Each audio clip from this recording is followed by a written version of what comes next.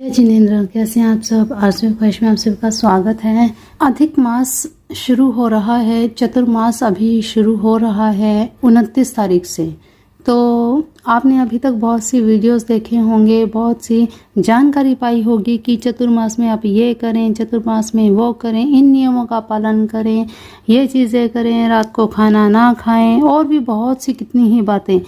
क्या आप जानते हैं कि चतुर्मास में अगर आप ये नियम अपनाते हैं तो आपको इनसे क्या लाभ मिलेगा। देखिए, आजकल का समय ऐसा है कि हर कोई वही काम करता है जिससे उसका कुछ ना कुछ आउटपुट निकले। तो इनसे आपको कुछ मिलेगा क्या? ये सच है कि 4 महीने की तपस्या आपको कुछ देगी? ये सभी जो सवाल आपके मन में उठ रहे होंगे, इन सभी के जवाब आपको आज इस वीडियो में मिलेंगे स्कंद पुराण के माध्यम से।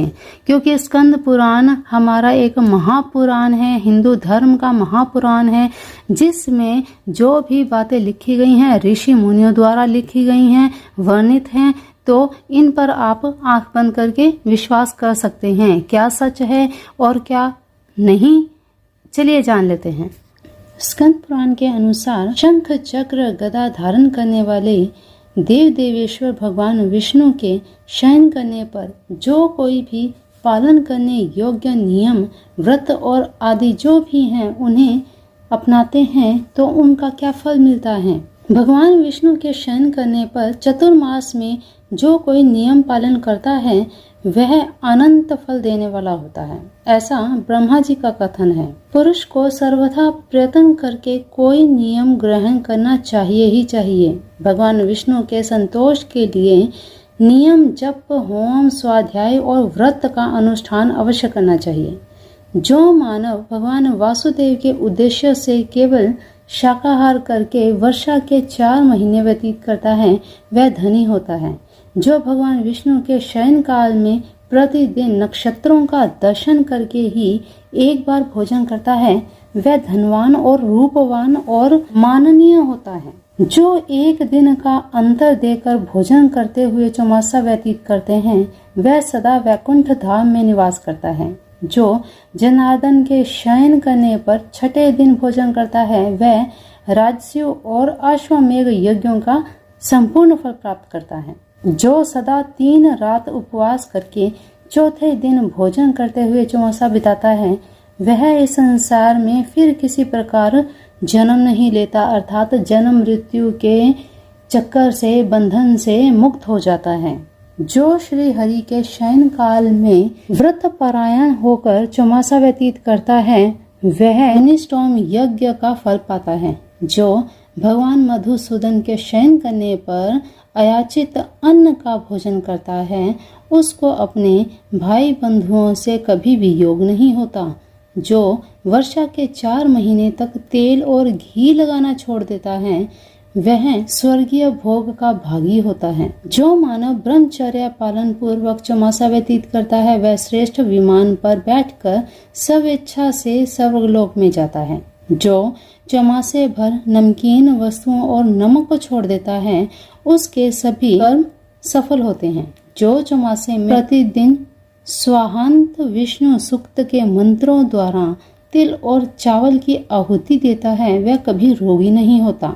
जो चतुर्मास में प्रतिदिन स्नान करके भगवान विष्णु के आगे खड़ा होकर पुरुष सूक्त का जप करता है उसकी बुद्धि बढ़ती है। जो अपने हाथ में फल लेकर मौन भाव से भगवान विष्णु की 108 परिक्रमा करता है वह पाप से लिप्त नहीं होता। जो अपनी शक्ति के अनुसार चौमासे में कार्तिक मास में श्रेष्ठ ब्राह्मणों को मिष्ठान भोजन करवाता है वह अग्निष्टोम यज्ञ का फल पाता है। जो वर्षा के 4 महीनों तक नित्य प्रति वेदों के स्वाध्याय से भगवान विष्णु की आराधना करता है वह सर्वदा विद्वान होता है।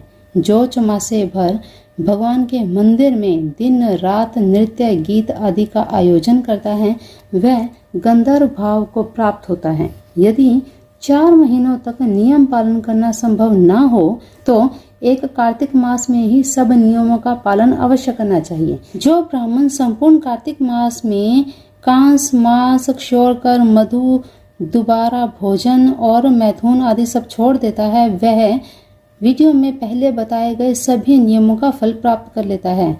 जिसने कुछ उपयोगी वस्तुओं को चौमासे भर त्याग कर देने का नियम लिया हो, उसे वे वस्तुएं ब्राह्मण को दान अवश्य करनी चाहिए। ऐसा करने से ही वह त्याग सफल होता है। जो मनुष्य नियम, व्रत और जप के बिना ही चौमासा बिताता है, कहते हैं वो बिल्कुल मूर्ख होता है।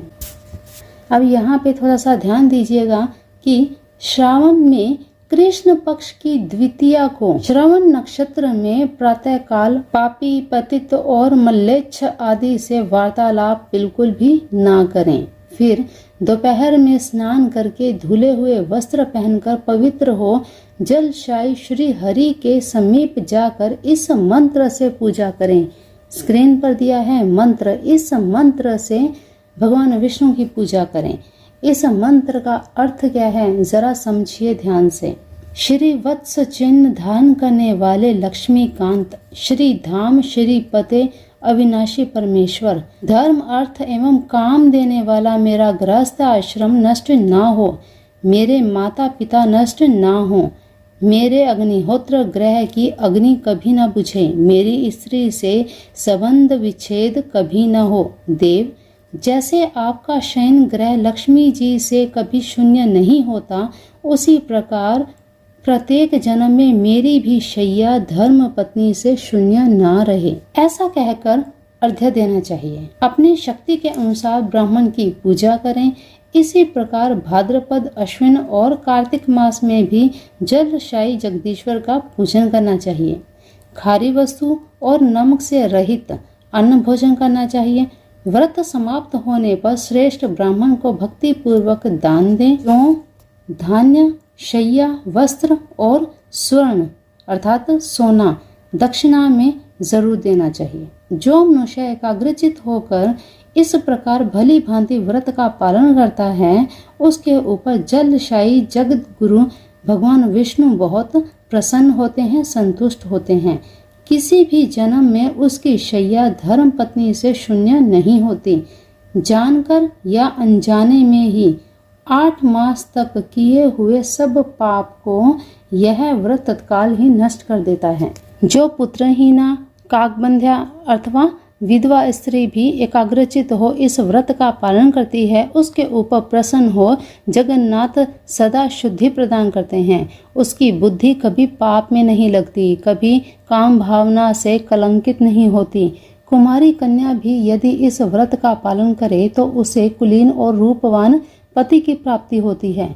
जो मनुष्य इस व्रत का निष्कर्य देता है अर्थात मूल्य चुकाता है, वह भी चतुर्मास के नियमों का फल प्राप्त करता है। तो ये है चतुर्मास के व्रत की पालन की महिमा। चतुर्मास में किए गए पूजा, जप, तप, व्रत आदि अवश्य ही फल देते ही देते हैं। तो श्रावण मास में कृष्ण पक्ष की द्वितीया को श्रावण नक्षत्र में ये व्रत पालन अवश्य करना चाहिए। जो यहाँ पे बताया है, ये खास जिनके विवाह नहीं हो, चाहे वो युवती हो या युवक हो, किसी भी प्रकार से वैवाहिक जीवन में कटुता है या किसी भी प्रकार से वैवाहिक जीवन आपका अच्छा नहीं चल रहा, तो श्रावण मास के कृष्ण पक्ष की द्वितीया को श्रवण नक्षत्र में ये कार्य आपको अवश्य करना चाहिए। भगवान विष्णु की जरूर इस मंत्र के साथ पूजा करनी चाहिए। ऐसा करने से विवाह संबंधी कार्य भी होते हैं और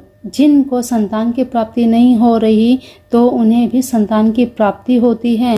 जो कम उम्र में विधवा हो गई हैं किसी भी वजह से, वो अगर इस व्रत का पालन करते हैं तो उन्हें भी सौभाग्य की प्राप्ति हो सकती है। तो बहुत ही महत्वपूर्ण है ये व्रत। श्रावण मास के कृष्ण पक्ष की द्वितीया आप ध्यान रखिए, इसे याद कर लीजिए, नोट कर लीजिए। और इस बार श्रावण मास की कृष्ण पक्ष की द्वितीया तिथि आ रही है 5 जुलाई को अर्थात कजली तृतीया को। तो ये विशेष व्रत अवश्य करना चाहिए। स्क्रीन पर दिया है ये मंत्र, इस मंत्र को बोलते हुए ही पूजा करनी है, भी आपको सुफल की प्राप्ति होगी। माँ लक्ष्मी, भगवान विष्णु का आशीर्वाद आप सभी पर बना रहे। प्रभु आपकी सभी मनोकामनाएं पूर्ण करें, सभी इच्छाएं पूर्ण करें, सदा आपको सकारात्मक रखें, सदा आप पॉजिटिव एनर्जी के साथ अपने जीवन को जिएं। इसी इच्छा के साथ आज की वाणी को देती हूँ विराम। मिलते हैं ऐसी ही नई वीडियो में नई जानकारी के साथ। इस वीडियो को ज़रूर शेयर कीजिएगा, कम से कम अपने एक मित्र के साथ ज़रूर शेयर कीजिएगा, ताकि जो लाभ आप प्राप्त कर रहे हैं वो लाभ उनको भी प्राप्त हो।